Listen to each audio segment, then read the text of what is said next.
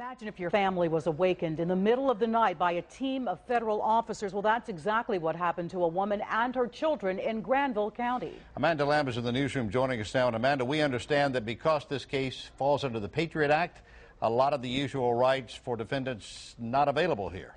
That's right, David. The Patriot Act was created after 9/11. It allows federal agents to investigate suspected cases of terrorism swiftly in order to better protect our country.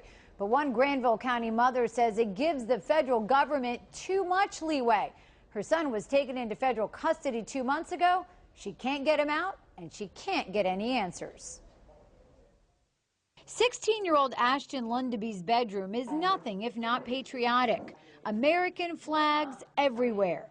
But according to the United States government, this 10th grader, who has never been in trouble with the law before, is now a suspected terrorist. I was terrified. There were guns, and I don't like guns around my children.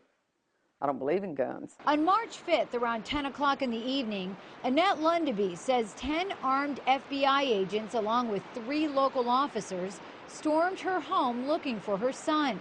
They handcuffed him and presented her with a search warrant. They said that he was being arrested for making numerous bomb threats. Annette Lundeby told the officers that someone stole her son's IP address and used it to make crank calls through the internet, making it look like the calls had originated from her home.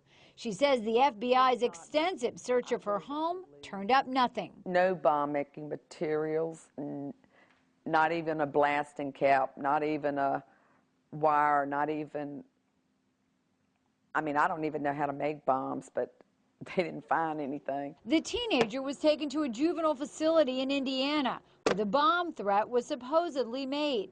His mother has had little access to him since his arrest. She says the Patriot Act stripped her son of his right to due process. And we have no rights under the Patriot Act to even defend them, because the Patriot Act supersedes, basically, is superseding the Constitution. There's nothing a matter of public record.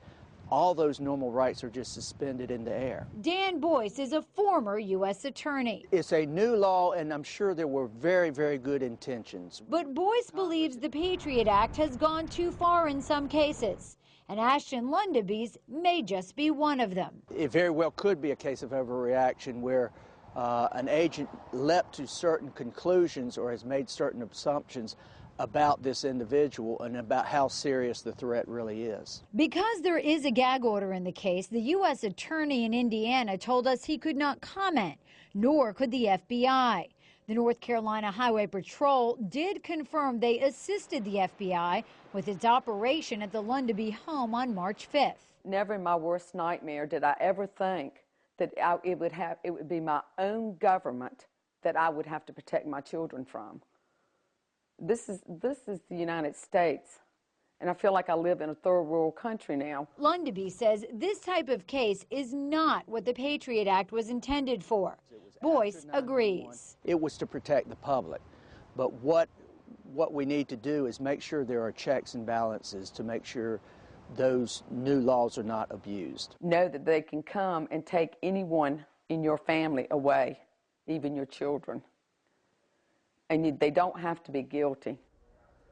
Lundeby says her son is scheduled to have a hearing at the end of May, but she is not hopeful it will happen because the date has already been moved multiple times. And we will continue to follow this story. David? Amanda Lamb, thank you.